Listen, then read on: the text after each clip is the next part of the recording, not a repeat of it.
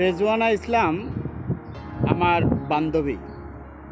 সেই সূত্র ধরে চেয়েছিলাম অনেক বুঝিয়ে শুনিয়ে রেজওয়ানা ইসলামকে পরিবারের কাছে হজম করতে, কিন্তু রেজওয়ানা ইসলামের যেই কর্মকাণ্ড, সেই কর্মকাণ্ডে রেজওয়ানার সাথে আমার বসন্তের ফুলটা আর ফুটল না।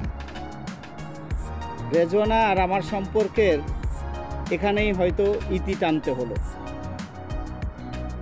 ভেবেছিলাম যা কিছুই হোক, অন্ততপক্ষে সম্পর্কে টিকে থাকার মতো কোনো একটা কিছু করব,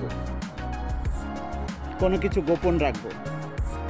কিন্তু আমি গোপন রাখলেও রেজওয়ানা ইসলামের ব্যাপারগুলো আর গোপন থাকলো না। আমি রেজওয়ানা ইসলামের সকল কিছু জেনে গেলাম। আমার নীতি আদর্শে আঘাত হানে এরকম কোনো কিছু, এরকম কোনো কর্মকাণ্ড, এরকম কোনো পরিকল্পনার সাথে রেজওয়ানা ইসলাম যখন জড়িয়ে যায়, তখন তার সাথে আমার আর কোনো সেই ধরনের সুসম্পর্ক বা দীর্ঘমেয়াদী কোনো পরিকল্পনা সম্পর্কের জড়াতে চাই না। রেজওয়ানা ইসলামের সাথে আমার এখানেই সমাপ্তি হলো। আমি রেজওয়ানা ইসলামকে নিয়ে আর ভাবতে চাই না।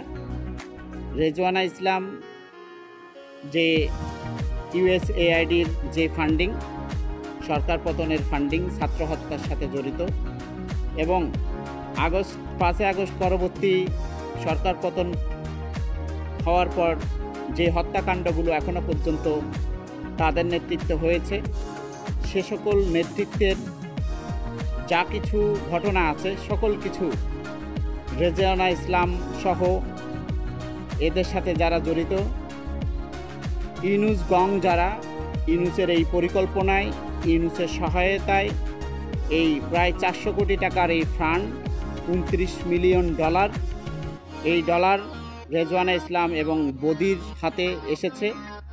তারা এই টাকার বন্টন করে বিভিন্ন মিডিয়া ব্যক্তিত্ব, নায়ক নায়িকা, শিক্ষক, প্রশাসন, ছাত্র, অছাত্র, সন্ত্রাস, চাঁদাবাজ, এই ধরনের হত্যাকারী সকলকে ব্যবহার করে এরা যেই পরিকল্পনা করেছে, সেই পরিকল্পনা যখন এখন বিশ্বের সবার কাছে ফাঁস হয়ে গেছে, এই তথ্য ফাঁস হওয়ার পর রেজওয়ানা ইসলাম এখন নিজেই বাঁচার চেষ্টা করছে। সুতরাং রেজওয়ানা ইসলামের এই দায় দায়িত্ব, ইউনুস গংদের এই দায় দায়িত্ব তাদেরকে বহন করতে হবে। তারা এখন কিভাবে বাঁচবে সেই পরিকল্পনা তাদের ভিতরে কাজ করবে, তারা বাঁচার চেষ্টা করবে। এই $29 মিলিয়ন কোথায় খরচ হয়েছে, কীভাবে খরচ হয়েছে, এর হিসাব অবশ্যই আমেরিকা চাইবে, দাতা সংস্থা চাইবে, এবং এর ভিতর দিয়ে এদের প্রশাসনিক ব্যবস্থা, আইনি ব্যবস্থা, সকল কিছু রুল জারি হবে। সেই সব বিষয়গুলো নিয়ে এরা এখন চিন্তিত। সুতরাং ইউনুসের বসন্তের দিন শেষ, ইউনুসের ইনিংস শেষ। এই ইউনুসের বসন্ত ইনিংস যা কিছু শেষ হচ্ছে, আগামী বসন্ত আর ইউনুস দেখতে পাবে না। রাজনীতির যে বসন্ত, সংক্ষিপ্ত বসন্ত তিনি ঘটিয়েছেন, এই বসন্তের দায়ভার, এই বসন্তের মজা তাকে ভোগ করতে হবে। এখানে ছাত্র জনতার নামে ছাত্র শিবির, জামাতে ইসলাম এবং অন্যান্য রাজনৈতিক সংগঠন যারা এই টাকা ভোগ করেছেন, এই পরিকল্পনার সাথে জড়িত রয়েছেন, তাদের সকলকেই এই দায়ভারের আওতায় আসতে হবে, এই আইনের আওতায় আসতে হবে।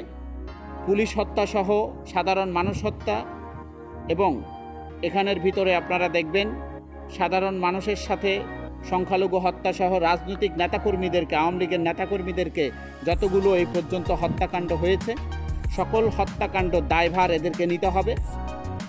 রাষ্ট্রের সাথে যেই নীল নকশা, যেই চক্রান্ত এবং সংবিধানের সাথে যেই তামাশা তারা করেছে, সেই তামাশার কারণে তাদের সকলের ফাঁসি হবে, এটা বলার অপেক্ষা রাখে না। এখন প্রশ্ন হতে পারে সেটা কখন। আরেকটু ধৈর্য ধরুন, আরও কিছু ক্লিয়ারেন্সের প্রয়োজন আছে, সেই সব ক্লিয়ারেন্স নিয়ে আমরা কাজ করছি, আমাদের কাজ চলছে। আমাদের সেই কাজ হয়ে যাওয়ার পর ইনশাল্লাহ আমরা খুব শীঘ্রই এদেরকে আমাদের বাংলাদেশি চলমান আইনে, সাংবিধানিক আইনে এদের সকলের ফাঁসির কার্যকর হবে। সুতরাং আপনারা যারা আমাদের নেতৃবৃন্দ আছেন, দলীয় নেতাকর্মী আছেন, শেষ সময়টার ভরসা রাখুন, আরেকটু সাহস রাখুন, আরেকটু নিজেদেরকে শক্ত মনোবল সহকারে ধৈর্য রাখুন নিজেদের ভিতরে। সম্ভবত আমাদের পূর্ব দিগন্তের সূর্য উদিত হচ্ছে, আমরা সেই পূর্ব দিগন্তের সূর্যের সাথে আলোকিত রাস্তায়, আলোকিত পথে হেঁটে যাব, এই প্রত্যাশা রাখি। সুতরাং এদের বসন্ত শেষ, আমাদের বসন্ত শুরু। এই কথা বলে আমি আজকে শেষ করছি। ভালো থাকুন সবাই, সুস্থ থাকুন। জয় বাংলা, জয় বঙ্গবন্ধু, জয় হোক বাংলার মেহনতি মানুষের, জয় হোক জননেত্রী শেখ হাসিনার।